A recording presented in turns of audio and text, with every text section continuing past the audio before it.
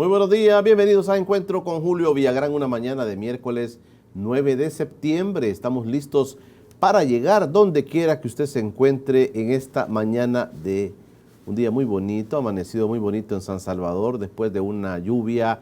Anoche ha amanecido fresco, como decimos los salvadoreños, ha amanecido muy bonito el día. Gracias a Dios estamos aquí para poder llevar nuestra propuesta de este día miércoles. Hoy hablamos un poco de economía. Me acompaña nuestro buen amigo, economista Rafael Lemus, que está conmigo para poder platicar sobre la coyuntura económica del país, que le espera al país. La pandemia nos ha dejado muchas, aparte de elecciones, nos ha dejado muchas deudas, nos ha dejado un poco mal económicamente, pero de eso vamos a platicar esta mañana con Rafael. Y también quiero aprovechar porque hay temas de coyuntura económica que también le quiero preguntar a nuestro buen amigo Rafael Lemos, a quien saludo. Rafa, gracias por venir con nosotros. No, a ti por la invitación y gracias. Y para mí pues es un gusto y complacido de estar con los amigos televidentes de TVX. Pues que tengan un buen día. Gracias, Rafael. Gracias a todos aquellos que se conectan todos los días desde Canadá, Estados Unidos, Australia, desde Suecia, desde Honduras también nos reportan audiencia. Gracias a todos, hermanos salvadoreños, que se muestran siempre interesados. Yo voy a repetir y no me voy a cansar de decirlo, nuestra única idea en este espacio es llevar las voces importantes del país para que ustedes entiendan cómo en la integralidad de todas las voces podemos construir nuestra propia verdad. Ese es nuestro único interés. Esta mañana los medios de comunicación hablan sobre temas económicos. Por ejemplo, el diario de hoy aparece en esta mañana diciendo que dice 127,000 salvadoreños en busca de empleo. Y luego dice, a las 72,000 personas que ya perdieron sus trabajos se suman otras 55,000 que apenas inician su vida laboral. El clima de inversión, dice el diario de hoy de esta mañana, en El Salvador ha sufrido su peor caída en comparación con los otros países de la región. Retos económicos importantes, 127,000 salvadoreños, dice, en busca de empleo. Rafa, esto es consecuencia de lo que hemos vivido de este año, pero también traemos un déficit del tema del empleo. Saco esto porque casi siempre cuando vienen campañas políticas se habla de estos temas del empleo, que el país debe tener más empleo, se nos ofrecen empleos, fábricas de empleo y todo, pero la realidad es esta, Rafael. Sí, mira, vaya, tú has tocado el tema justamente en las dos perspectivas. No podemos negar de que hay un problema estructural. O sea, la economía venía creciendo a un ritmo lento, se decía 2,5 alrededor en promedio, pero eso no permitía absorber el crecimiento de los nuevos profesionales, nuevos bachilleres que buscaban empleo, y más o menos en el año estábamos generando o absorbiendo nuevos empleos, más o menos 10,000 al año. ¿Y cuántos salían al mercado cada año? Cerca de 70,000. Entonces nos quedaba una brecha por año, más o menos de 60,000 personas que no lograban obtener una oportunidad de empleo formal. Entonces, ¿qué les tocaba a esos 60,000? Ir al mercado informal, o sea, su propia rebusca, su propio autoempleo, su propio tallercito, lo que fuese propio, independiente. Y otro grupo optaba por buscar una oportunidad en Estados Unidos migrando de manera ilegal. Vea que esa es la historia, pues que en el camino corren muchos riesgos y hemos tenido escenas dramáticas de eso. También tenemos escenas dramáticas de gente deportada, incluso en la pandemia. Y tenés el otro grupo que se queda pues ahí, los que llamamos que no trabajan ni estudian, ¿verdad? Entonces tú tienes esa suerte estructural. Pero la pandemia generó un fenómeno y es que este era un problema de salud, era un virus que se sabía muy poco, no obstante Europa ya lo había estado experimentando en los meses de enero, febrero y marzo. Cuando vino acá, nosotros el primer caso lo tuvimos como el 20 de marzo. Entonces pudimos ver la película de Europa, esto del coronavirus, de qué se trataba, y de hecho hay medidas que el gobierno tomó en febrero, de organización, de equipos, etcétera.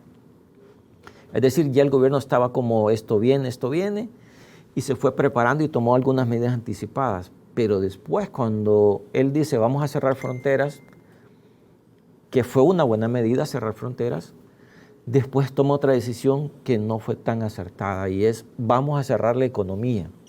Y tú puedes ver después que aquellos que no cumplían, llegaba la policía, la Fuerza Armada a cerrar el negocio. Todo eso, digamos, en 15 días que ellos decían de cuarentena, después otras cuarentenas, podía tener algún sentido y el sentido era dar espacio para que se pudiera aumentar la capacidad de atención médica. Eso, digamos, que podía tener algún sentido 2 meses, en lo que tú te preparas, traes equipos, traes camas, haces una ampliación. En realidad era suficiente 1 mes. Pero nosotros ese esfuerzo lo hicimos por más de 90 días, cerrar las empresas de manera obligada. Y es más, en este momento hay empresas que todavía no están autorizadas a operar. Y te puedo mencionar un montón de tipos de negocios no están autorizados. ¿Cómo cuáles? Por ejemplo, los restaurantes a una capacidad baja. Están cerrados todos los temas de entretenimiento, cines, teatros, estadios. O sea, hay un montón de actividades masivas, están cerradas. Bueno, el mismo transporte todavía no está totalmente operando. Y así hay un montón de actividades que si tú haces la cuenta, ya pasaron 5 meses. Pero ojo, o sea, pequeños negocios y de todo tamaño que no tienen una buena fortaleza financiera, iban a quebrar. Y eso que te estoy describiendo de haber obligado a no trabajar fue lo que creó el desempleo de la coyuntura de los COVID. O sea, tú tienes un problema de desempleo estructural que se le sumó otra grada más alta, que es el desempleo del COVID. Pero ojo, ahí hay que tener clarísimo un tema y es, ¿el virus genera desempleo? No, el virus no genera desempleo. Las medidas de los gobiernos, que en distintas partes del mundo ha sido diferente, eso sí genera desempleo. O sea, tú puedes tomar medidas de cerrar una cuarentena, 2 cuarentenas, o más bien 2 quincenas, pero si lo haces con un fin de prepararte, pero si lo haces como una estrategia de cerrar, ahí estás destruyendo empleo. Y nosotros cometimos ese error como país, que la estrategia era cerrar, encerrarnos, y después ¿qué? Curiosamente, cuando se decidió cerrar la economía, teníamos 0 casos de contagios. Y cuando abrimos, teníamos más de 300 casos por día. Entonces no tiene lógica. ¿Cómo es que abrís cuando tenés más de 300 casos por día y cerrás cuando tenés 0? No tiene lógica.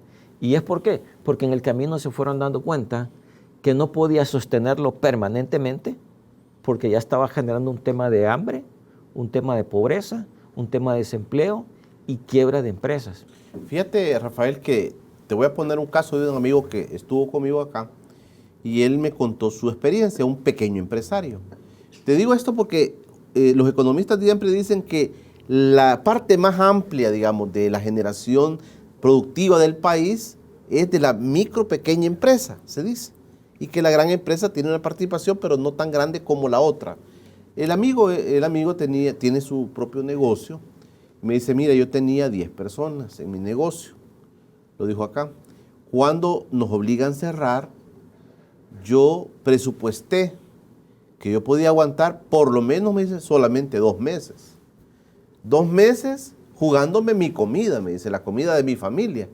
Y es comprensible, o sea, una pequeña empresa que tiene 10 personas a cargo, imagínate, con todos los costos, lo más que podía aguantar, me dijo un amigo, eran 2 meses. Y me dice, mira, Julio, yo llevo ya 4 meses en esto y estoy que exploto. Porque a la gente la tuve que decirle, mire, ya no puedo. Y así pasó con muchas empresas. También aparecen grandes empresas que de manera parcial indemnizaron a su gente, los dejaron y dijeron, les vamos a llamar cuando haya necesidad. Pero, digamos, este grueso de empresas, Rafael, que le dan mucho sustento a la economía, que también son grandes contribuyentes, ¿verdad?, al Estado, las viste forzadas a eso, digamos, por el tema de la pandemia. O sea, eso es válido y como dicen los médicos, esto hay que respetarlo. Pero también estaba generando un problema tan grande como el que hoy tenemos. Las consecuencias de ese freno, ese amigo para poder levantar su empresa, le va a costar un montón. Totalmente. O sea, el tema ahí es de que tú no puedes, estaba esto sonando, el tema es que tú no puedes tomar decisiones sin tener una sincronía. Y por eso yo te decía, las decisiones de las cuarentenas para prepararnos para la demanda de atención sanitaria era correcta. Lo que no era correcto es dejar esas cuarentenas o quincenas permanentes. Y nosotros lo hicimos por cerca de 90 días. Permanente. O sea, ¿te acuerdas aquello de que si alguien tenía trabajando, llegaba la guardia, la Fuerza Armada, y llegaba la policía a cerrar el lugar? Ese tipo de políticas tan severas dañaron el empleo permanente. ¿Por qué? Porque tú has descrito el fenómeno, y es que las empresas no estaban preparadas y podían tener una tolerancia de 1, 2, 3 meses, pero 4, 5, nadie. Es más, eso, digamos que hemos corrido con suerte aquellas que todavía siguen operando, porque incluso hay empresas grandes que yo las he visto abrir y tienen, ponerle 100 sucursales, y han abierto 50, esperando el movimiento. Y el movimiento no va a ser fuerte. Tú te has dado cuenta, por ejemplo, en los centros comerciales, sí está activándose el comercio, que fue de los sectores más golpeados. El comercio cayó más de 85% en las ventas, porque solo quedaron activados supermercados, farmacias, y por ahí nada más. Entonces todo el otro resto se desplomó.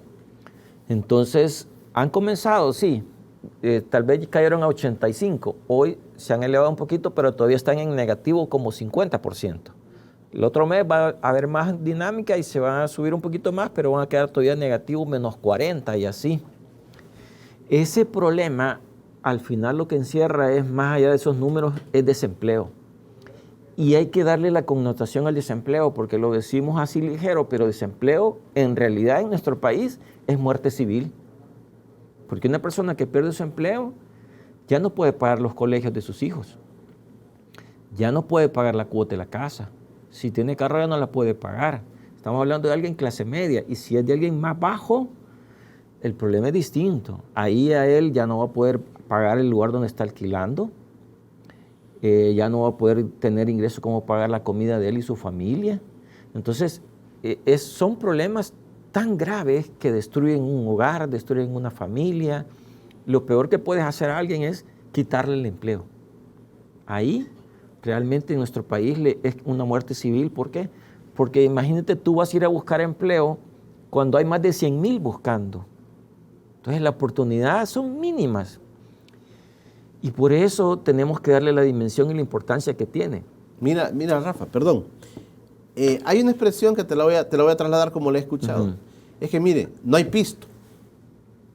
Esto, después de pasar tantos meses en esta situación de crisis, hay una expresión que se está diciendo, mire, aunque aperturen las empresas, aperturen los comercios y todo, mire, pero no hay pisto, digamos, no hay dinero. ¿Tú estás de acuerdo con esto?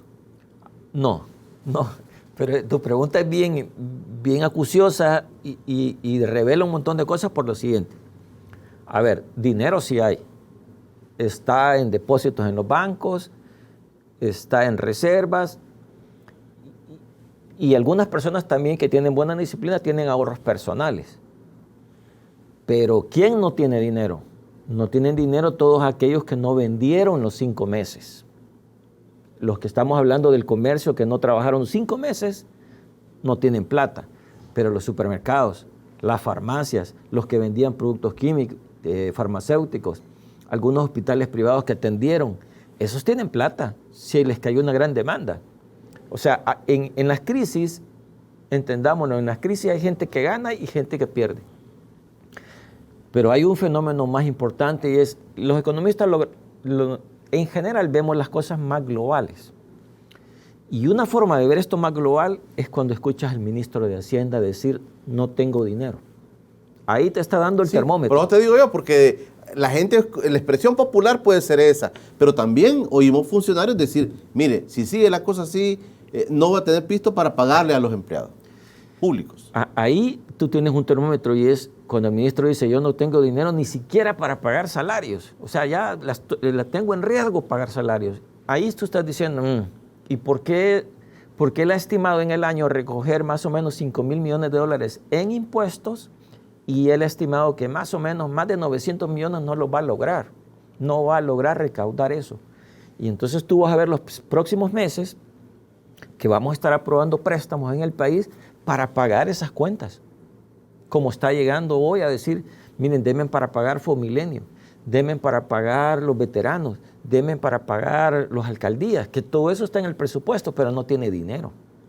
Entonces, estás agarrando préstamos para pagar cuentas que debiste haberlas financiado con los ingresos normales, que ya no los vas a recuperar. Eso debemos de entenderlo. Y es, por ejemplo, los 5 meses que pasaron y no vendieron las empresas, no van a poder reflejar IVA y por lo tanto pagarle al fisco. O sea, eso ya ocurrió, no se recupera.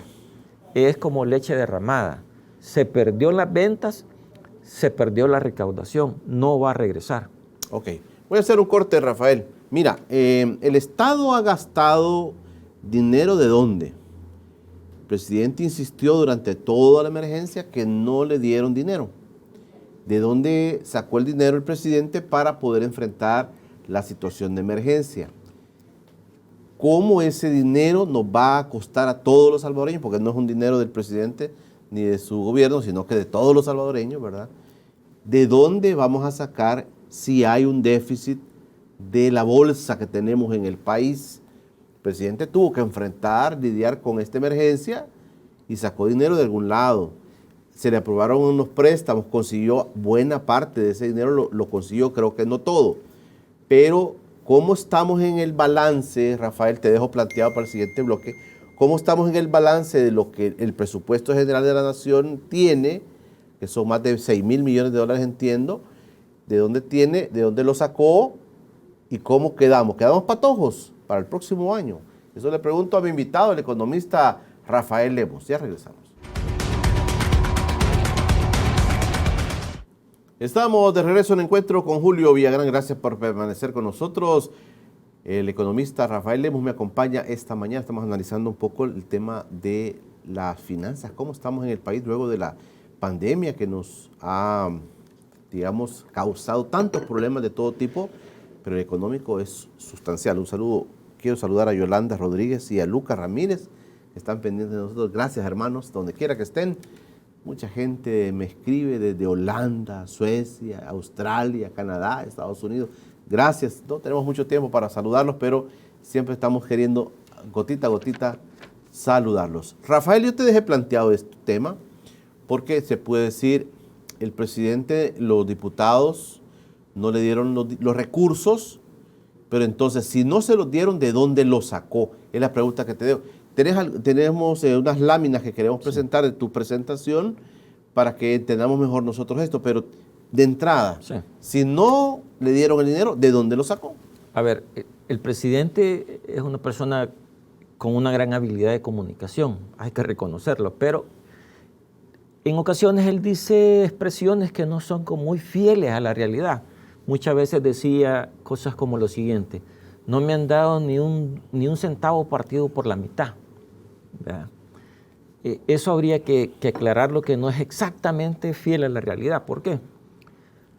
Porque cuando se aprobaron los decretos del presupuesto que llevaba un déficit, una brecha por financiar de 645 millones de dólares, cuando se le aprobaron los 2,000 y después los otros 1,000 millones, todos esos decretos tienen 3 formas de obtener el dinero. Una primera forma es que emitan eurobonos, o sea, un bono en los mercados internacionales.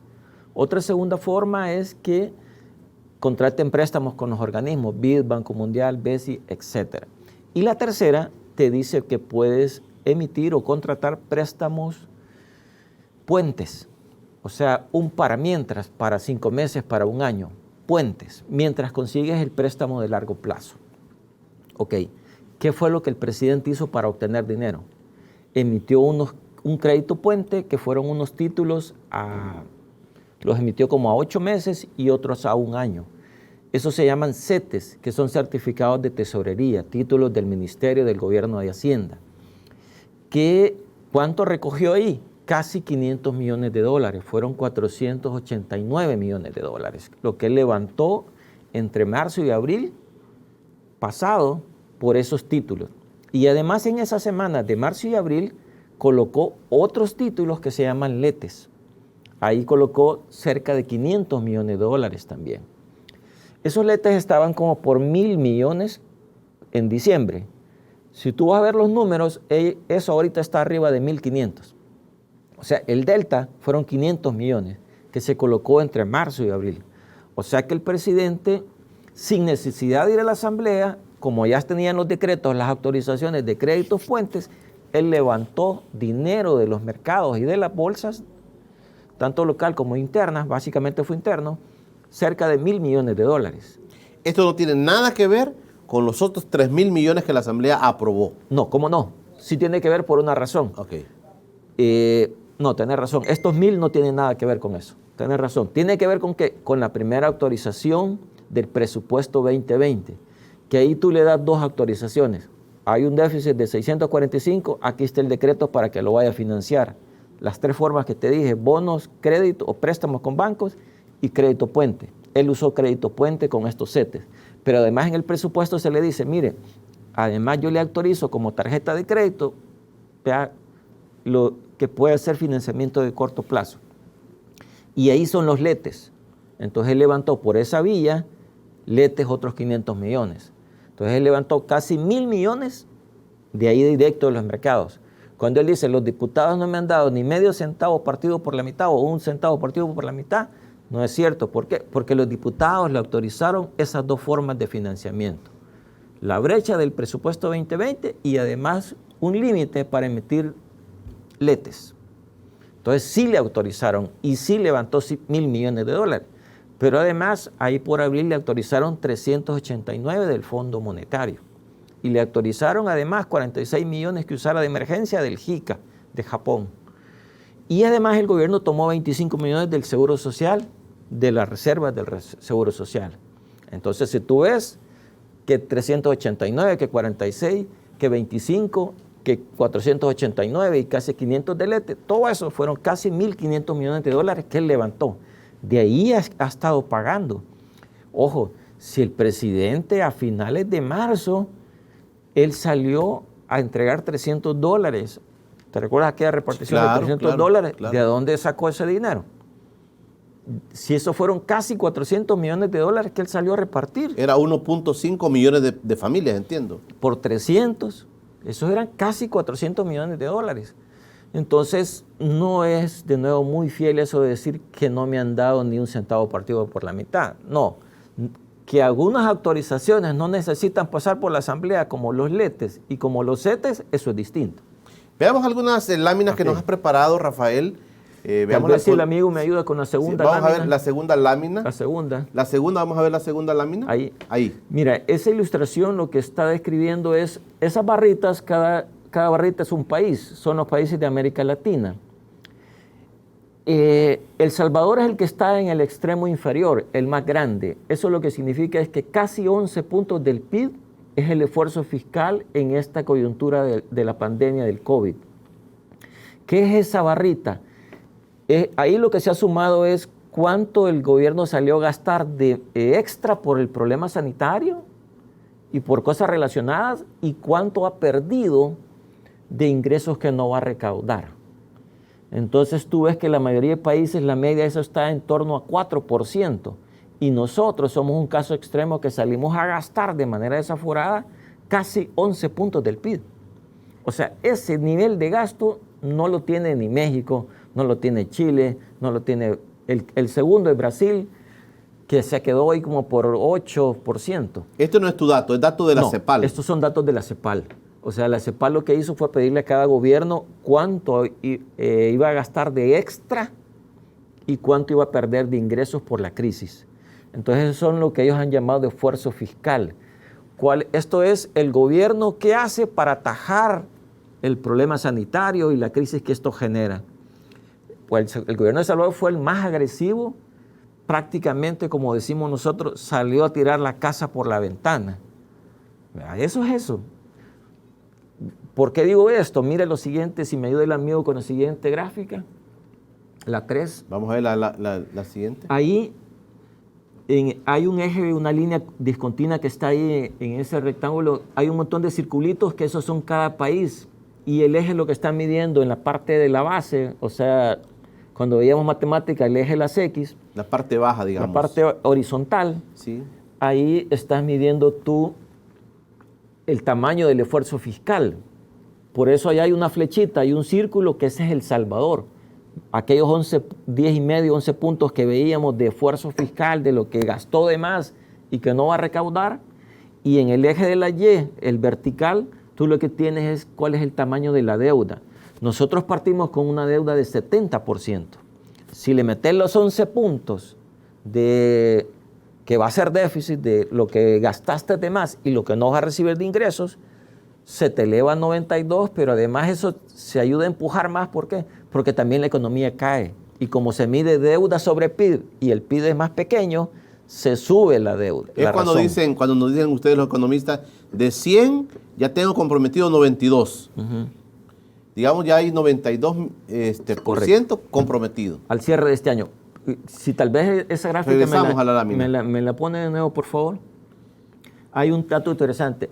Si tú te fijas, hay una parte céntrica donde están casi todos los países, que ahí está Ecuador, Perú, Panamá, Colombia, todos esos que están por ahí andan con una deuda más o menos de 40% y salieron a gastar 4 puntos. Entre el gasto extra y ingresos que perdieron 4 puntos. Nosotros tuvimos 70% de deuda y salimos como locos a gastar 10,5 de puntos del PIB. Y por eso hemos terminado con un nivel de deuda de 92%. Cuando tú me dices, Rafael, que tiramos la casa por la ventana... Es eso. Es eso. ¿Por qué?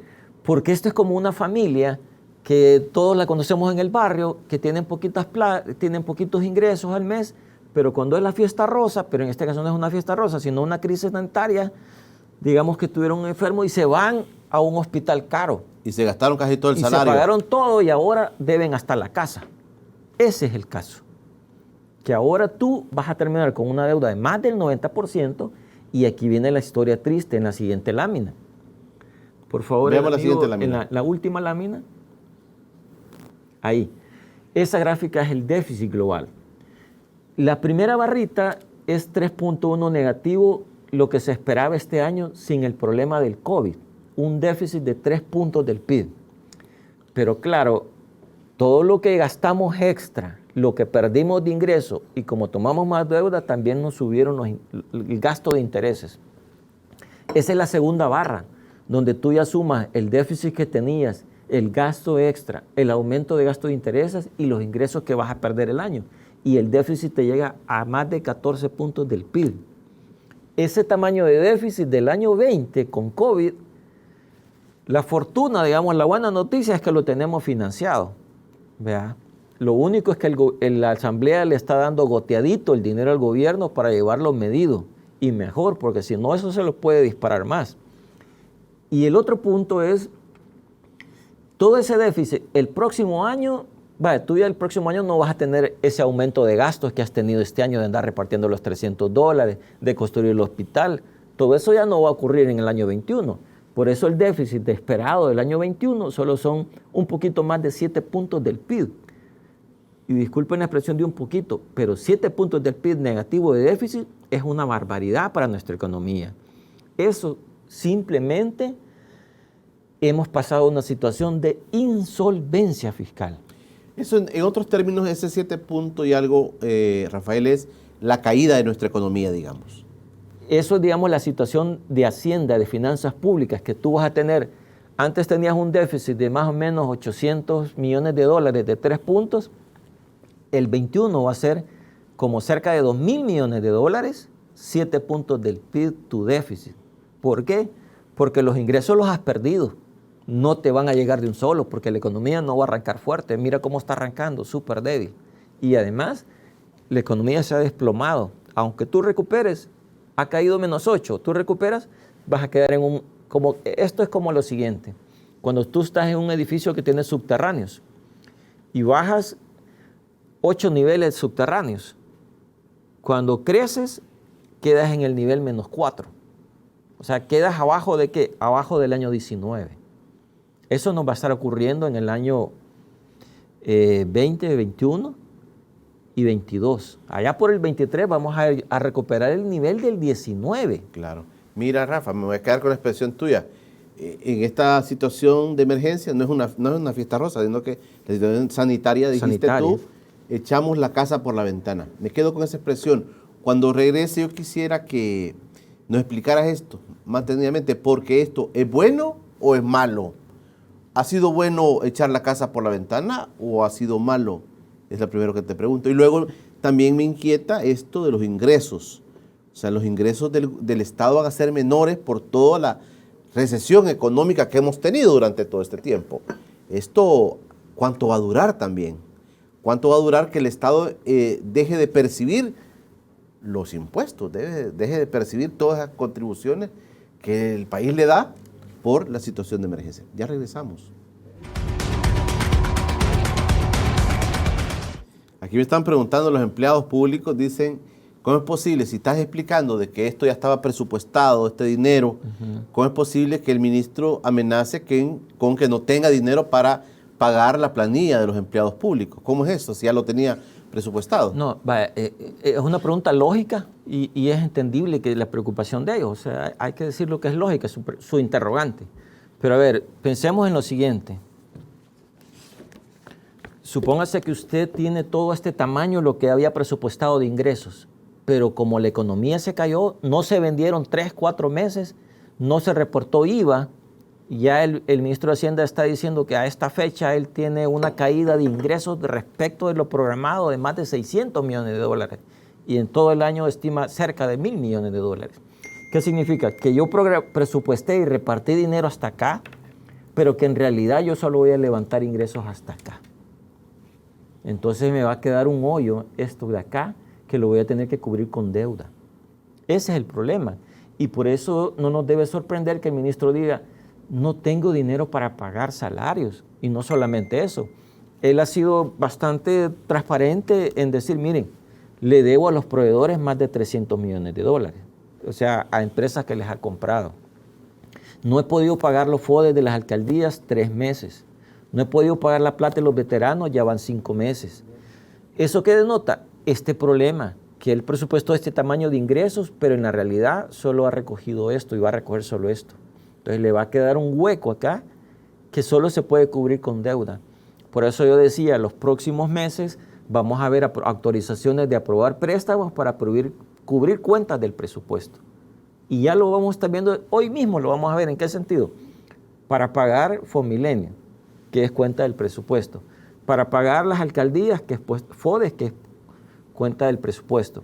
Para pagar veteranos, que es cuenta del presupuesto. Así vamos a ver estos meses. ¿Por qué? Porque el mismo gobierno se aplicó un colapso autoinducido. Esto es como la parte sanitaria, que dice, mire, para tratarlo, yo lo voy a poner a dormir. Y lo ponen en coma autoinducido. El gobierno hizo lo mismo con la economía. Yo la voy a poner a dormir, que no trabaje. ¿Cómo? Cierren. Y el que esté trabajando, manden a la Fuerza Armada y la policía a cerrar. Y ahí lo veías que andaban haciendo esa labor. Mira, ese coma autoinducido de la economía es esto hoy. El efecto.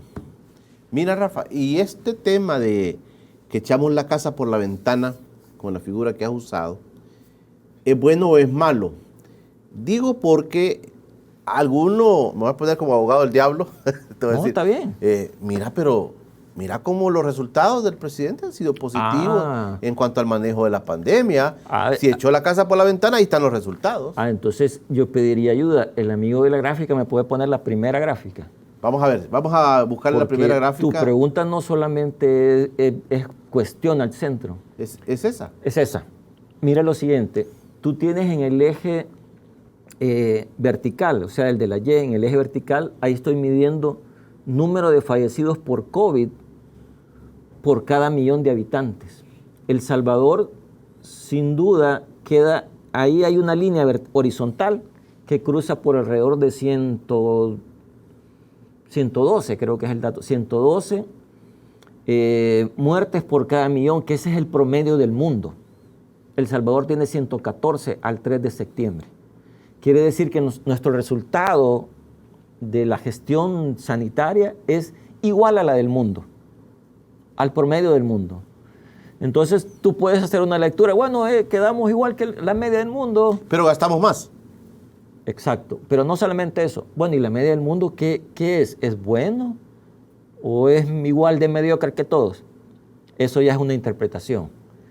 Yo no me doy, si el objetivo del presidente era salvar vidas y terminamos igual que toda la media del mundo, yo no lo tomo como un gran éxito. Distinto es, por ejemplo, los que están allá al extremo derecho, que tienen poquitos. Paraguay tiene por cada millón 15 muertos, Uruguay tiene por cada millón como 50 muertos, Costa Rica tiene por cada millón 80 muertos. Esos sí son casos de éxito. Te estoy poniendo ejemplos de países de la región. Hay otros ejemplos en Asia, Europa, que es mucho menos. Y gastando, pero ni siquiera 1/10 de lo que hemos gastado nosotros. Y para eso no hay que ver mucho. Mira lo siguiente. ¿Cuánto de todo lo que hemos pérdida de ingresos, el gasto extra, cuánto de eso se fue exactamente a atender sanitario? Ni siquiera 150 millones de dólares. Sobrado 200 millones de dólares solo para lo sanitario. Pero, por ejemplo, lo del hospital Cifco. Eso no te cuesta ni 100 millones de dólares. Y yo te estoy poniendo otros 100 millones más entre insumos, equipo personal, aparatos, otros 100 millones de dólares. 200 millones de dólares. Eso no es ni siquiera un punto del PIB. ¿Y entonces en qué gastó? Se lo gastó en 400, casi 400 millones en que se puso a regalar dinero a todos. Ojo, yo no dudo que la gente necesitaba el dinero, pero hay que ser claro, esos $300, uno, no se le dieron a todos. Dos, el método de distribución no fue muy adecuado. Vimos aquellas colas, vimos aquellos problemas y lo peor, no se lo dieron a mucha gente pobre que sí lo necesitaba. Y después se dieron cuenta que la realidad no tenían dinero para seguir sosteniendo eso y ellos necesitaban pasar meses cerrados, porque esa es la estrategia, mantenernos encerrados, sin trabajar. Y se migraron a entregar canastas. Y las canastas se las han dado supuestamente a todas las familias. Y sí los hemos visto entregando canastas en las colonias donde vive la gente clase alta y clase media alta del país. Yo te digo, mira, yo en eso sí no estoy de acuerdo. En darle a todos canastas no es correcto por una simple razón. Uno, lo vamos a pagar todos la factura, como estamos viendo. Y dos, hay más de casi 180,000 empleados del sector público que eso, con las disculpas, pero ellos no sufrieron en esta crisis. A ellos se les depositó siempre. Siempre se les depositó el dinero, ¿verdad? Y los vecinos del sector privado desempleados, otros suspendidos los contratos, otros reducidos el salario. O sea, yo creo que aquí no hemos sido solidarios. No hemos sido solidarios. Aquí tocaba otra cosa. Bueno, vamos a hacer la última pausa, Rafael. ¿Cómo quedamos? ¿Cómo queda el país después de todo lo que ya, gracias a Dios, ha venido bajando? ¿Cómo está quedando el país económicamente? Como cuando la tormenta ya bajó. Vamos a ver cómo quedó realmente esto. Y a mí me preocupa un poquito el tema de los ingresos del Estado. O sea, si tenés una economía frenada, Rafa, y tenés que seguir trabajando. Claro. O sea, el país no para, pero tenés, ya lo mostraste tú, un déficit en el tema de la recaudación de los impuestos. Hay una preocupación también, y te la dejo planteada de una vez, que dice, mire, lo que va a pasar es que nos van a aumentar el IVA y ahí se van a componer las finanzas del país. Eso te pregunto, Rafael Lemus, cuando regresemos después de la última pausa. Gracias por todos los comentarios que estamos recibiendo, gracias, los estamos aquí leyendo también y nuestro invitado también nos está escuchando. ¿Cómo queda el país entonces después de todo esto? Independientemente, Rafael, porque casi siempre la gente, es que este es de tal partido, este es del otro partido. Independientemente de eso, los números son fríos. Así es. Y el país va a enfrentar una situación económica grave. Y la pandemia no es culpa del presidente Bukele, ni de su gobierno, no llegó. Pero la forma como se trató, creo que es la diferencia, ¿verdad? Así es. La forma como se abordó todo este tema económico, social. Sí, ahí sí el gobierno tenía participación. ¿Cómo quedamos después de todo este tormentón que nos pasó, Rafael? Sí, mira, quedamos bastante mal porque con un déficit para el año 21 de más de 7 puntos del PIB, la economía desplomada con negativo más de 8 puntos, tú tenés como desafío, yo diría, descomunales. Y en este escenario, ¿qué opciones tiene el gobierno? Bueno, una es que algo tiene encaminado, es hacer un acuerdo con el Fondo Monetario y hacer un ajuste de disciplina, de fuertes recortes de gasto, de contener un montón de gastos y de aumentar, hay que decirlo con todas sus letras, impuestos. Pero todo eso es decisión del gobierno. Quiere hacer las cosas correctas, tiene que caminar sobre la ruta de disciplina y un crecimiento espectacular de la economía. Esas dos cosas nos salvan. Ahí va a haber dolor porque va a haber recortes de gasto y va a haber aumentos de impuestos. Esa es una ruta. Las otras son solo puro costo o solo puro dolor. Una de ellas es que el gobierno haga la maniobra argentina, que es cuando tiene problemas no paga la deuda y se va a reestructurar. Pero eso es como hundir el barco. No la recomiendo, pero yo la estoy poniendo en la lista de las opciones, que algo he oído a gente del gobierno hablar de eso. La segunda es confiscar el ahorro a los trabajadores, el fondo de pensiones. Eso les va a dar un alivio de 1 o 2 años, pero después te sale la crisis más gigante como le salió a Argentina. ¿Se los confisca a las AFP? A los trabajadores, porque el dinero es de los trabajadores. Sí, pero digamos está depositado en las cuentas de las AFP. Está depositado en la cuenta de cada persona y se lo confisca a los trabajadores, porque es ahorro de los trabajadores. Pero estás hablando de las AFP, sí, Rafael. Pero ellas administran, no son dueñas pero del lo dinero. tienen el dinero. Sí, lo administran. Confiscar el ahorro del fondo de los trabajadores. Claro, yo tengo mi dinero ahí. Es mío. Sí. Digamos así, teóricamente es mío. Es tuyo. Está ahí, ¿verdad?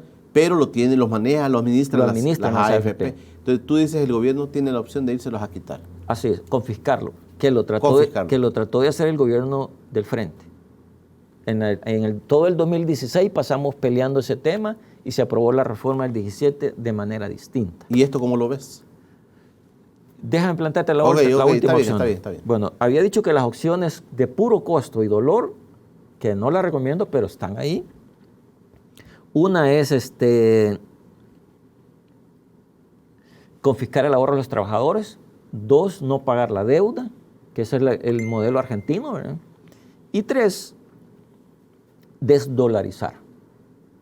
Vean, todas son de destruir lo poco que tenemos.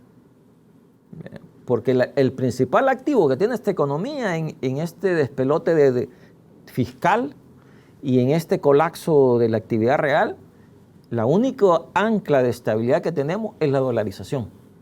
Si tú te fijas, nosotros no tenemos problemas de inflación ni de tipo de cambio.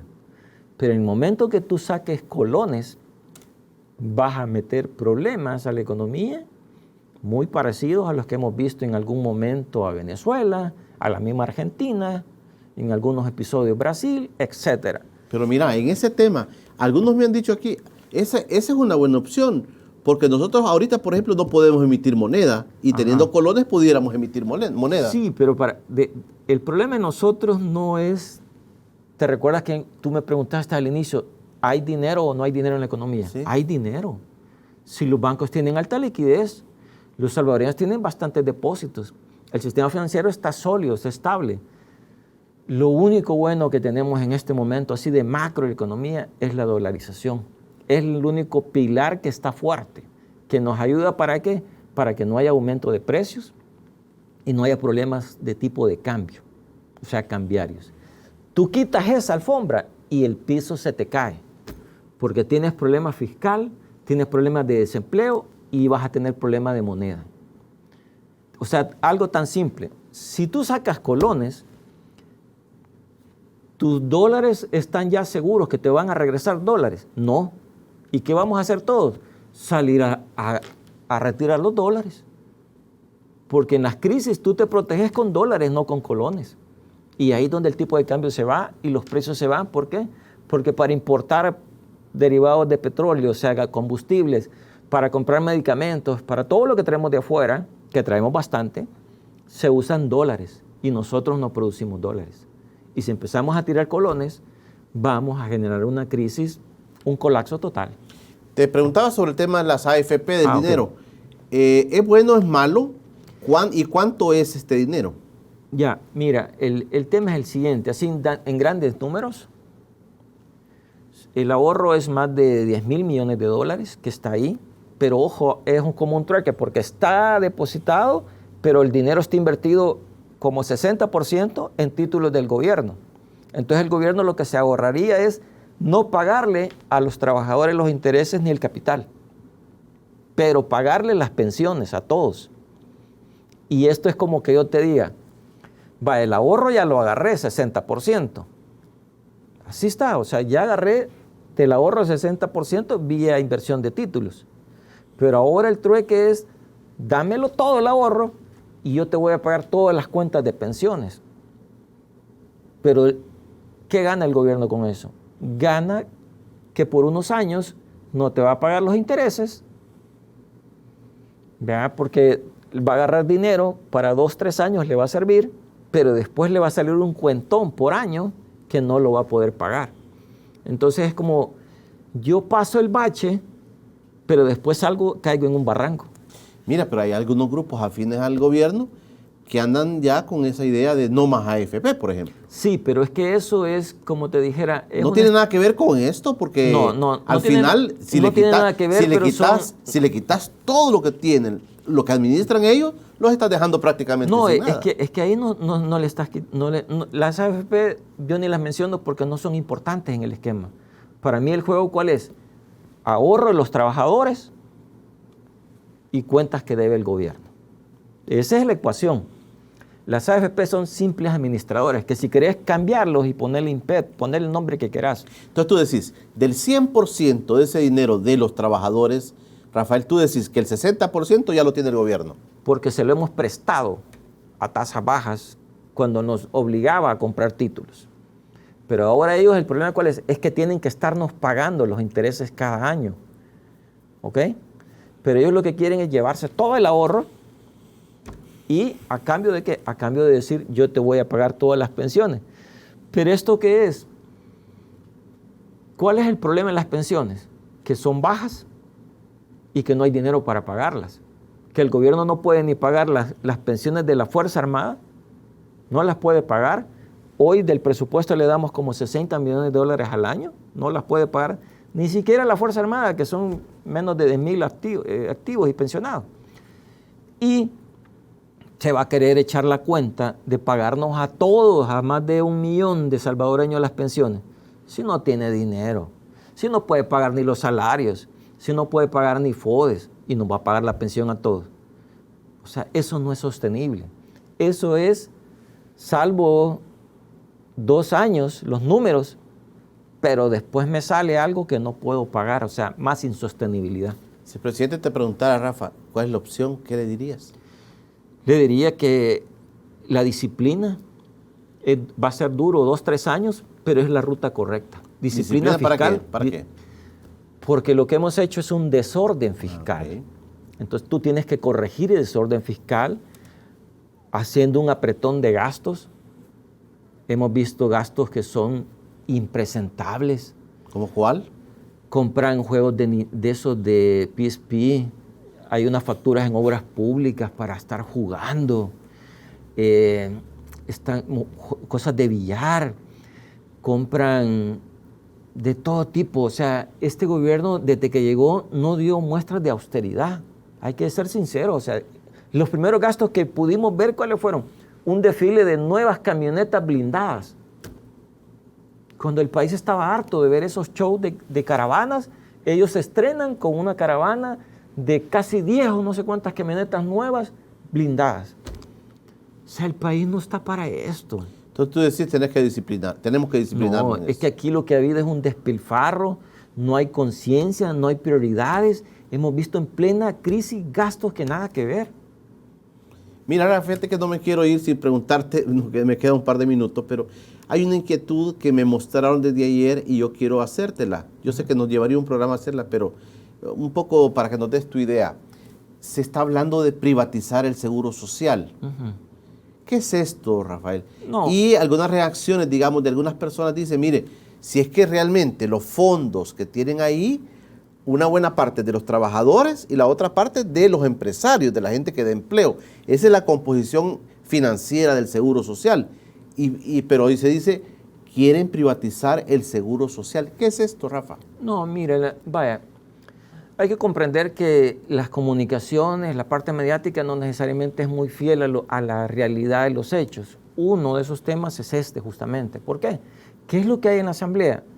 Una reforma para que los titulares que representen a los empresarios y a los trabajadores en ese consejo directivo, que es una mesa donde hay más de 12 personas, que los que están representando el sector privado, esas 2 personas, el procedimiento ahí se define. O sea, pero dos representantes del sector privado, que ojo, esto se paga, el seguro, ¿quién lo paga? Los trabajadores aportan, les descuentan de su salario cada mes y también al empresario. Ellos son los que ponen la plata y financian al seguro social.